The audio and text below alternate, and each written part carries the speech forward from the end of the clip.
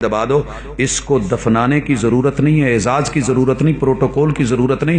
آج یہ مسجد میں یا جنازگاہ میں کون سی چیز پڑھوانے آیا؟ نماز جنازہ۔ ساری زندگی جن کے آ کر کے کبھی ملا نہیں، سلام لیا نہیں، علیک سلیک ہوئی نہیں، آج یہ انہی سے آیا ہے اور مولوی صاحب سے کہہ رہا ہے کہ جنازہ پڑھا دیجیے۔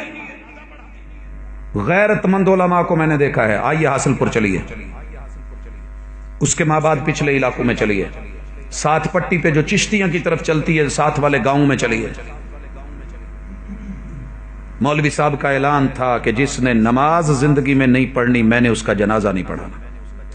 جو عام دنوں میں، خوشیوں میں، فجر میں، ظہر میں، مغرب میں، عشاء میں، جمعے میں، عید میں مجھے نظر نہیں آتا، میں اس کو جنازے میں کیسے برداشت کروں؟ رب کا کرنا ایسا ہوا، پہلی فوتگی ہوئی تو نمبردار صاحب کا بیٹا فوت ہوا۔ مولوی صاحب کا یہی فیصلہ تھا۔ یہ فیصلہ موڑ کھنڈا میں بھی ایک مولوی صاحب نے لیا، جی فیروز وٹھواں والا بھی، اور بھی کئی جگہ ہیں کہ جنازہ نہیں پڑھانا۔ نمبردار نے اپنی سختی والی زبان بولی، اور ایک جنازہ میں نے زندگی میں ایسا پڑھایا ہے، دیکھا ہے کہ جس کو پوری جماعت بریلویہ کا ایک بھی عالم جنازہ پڑھانے کو تیار نہیں تھا۔ ہم ڈٹ جاتے ہیں جب ذاتی ضرورتیں ہوتی ہیں۔ جنازہ نہیں پڑھانا۔ نمبردار کو بڑی چوٹ لگی کہ تنخواہ میں دوں، پیسے میں دوں، دانے میں دوں، مونجی میں دوں، گندم میں دوں، آٹا میں دوں، سب کچھ میں دوں، اور میرا ہی بچہ، اسی کا جنازہ نہیں ہوگا۔ ساتھ والے گاؤں کے مولوی کو بلایا گیا، اس نے کہا جی نہیں، ہمارا ایکا ہے۔ 5 یا 6 گاؤں والے تھے جنہوں نے یہ ایکا کیا۔ بات دور تک پھیل گئی، مولوی کے بچے کا جنازہ کوئی نہیں پڑھا رہا۔ اس نے کہا مولوی جی فارغ کر دوں گا۔ کہا جناب آپ کی مہربانی، آپ کر دیں، مجھے اس رزق کی ضرورت نہیں ہے کہ جو اس طریقے سے لیا جائے۔ اس نے مولوی صاحب کو پھر الگ سے بلایا اور کہنے لگا مولوی صاحب مسئلہ کیا ہے؟ کہا وہی جو آج تک سناتا رہا اور آپ کے کان پہ جوں نہیں رہیں گی کہ جو رب کا نہیں وہ سب کا نہیں، جو عام دنوں میں نمازی نہیں، ہم اس کے اوپر ٹھیکہ تو نہیں اٹھایا کہ ہم بھی پڑھیں۔ کہا اللہ کے لیے کسی نہ کسی طریقے سے اس کا پڑھا دو، میں آگے بندوبست کرتا ہوں۔ کہنے لگے جی میں تو نہیں پڑھانا، باہروں کو لائے ہو۔ کرائے کے ایک مولانا صاحب لائے گئے، انہوں نے جنازہ پڑھایا، دفنا دیا گیا۔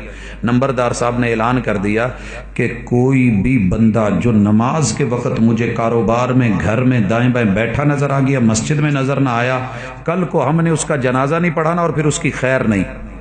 پوری پٹی نمازی بنی۔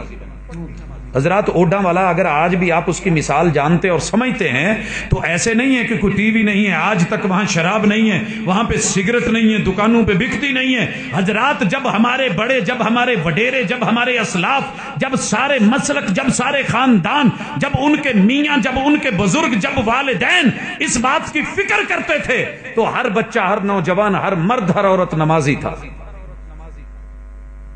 جب سے ہم نے ڈھیلے دیے نا، چلو کوئی گل نہیں، بچے نے بڑے ہو کے پڑھ لیں گے، اچھا کوئی بات نہیں، ہو جائے گا، ٹھیک ہے، پھر کیا ہوا حضرات؟ پھر اس وقت سے یہ ڈھیلے ملی ہیں اور یہ مسائل بنے ہیں۔ آئیے یہاں تلک میں دنیا میں روکوں، تھوڑا سا بریک لگانے لگا ہوں۔ فتوے آپ نے سارے سن لیے، یہ تو دنیا میں اشر ہے۔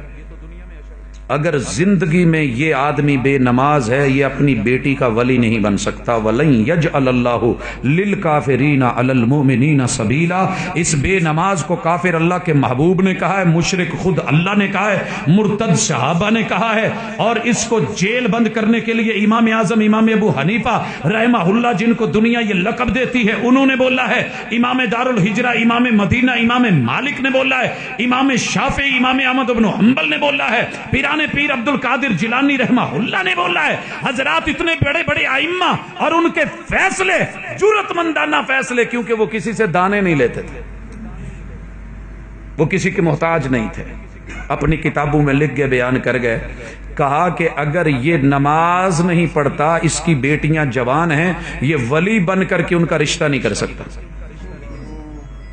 یہ اپنی بیوی کا شوہر نہیں رہ سکتا، یہ اس سے اولاد نہیں لے سکتا، اولاد حرامی ہوگی۔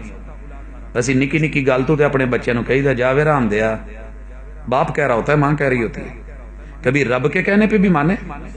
اچھا چھوٹی سی بات ہوتی ہے نا، مولوی صاحب فتویٰ دے دیتے ہیں کہ نکاح ٹوٹ گیا، جس پہ نکاح ٹوٹ رہے ہیں وہ یہ ہے جو نماز نہیں پڑھتا، جب دین بدل جائے تو نکاح نہیں رہتے۔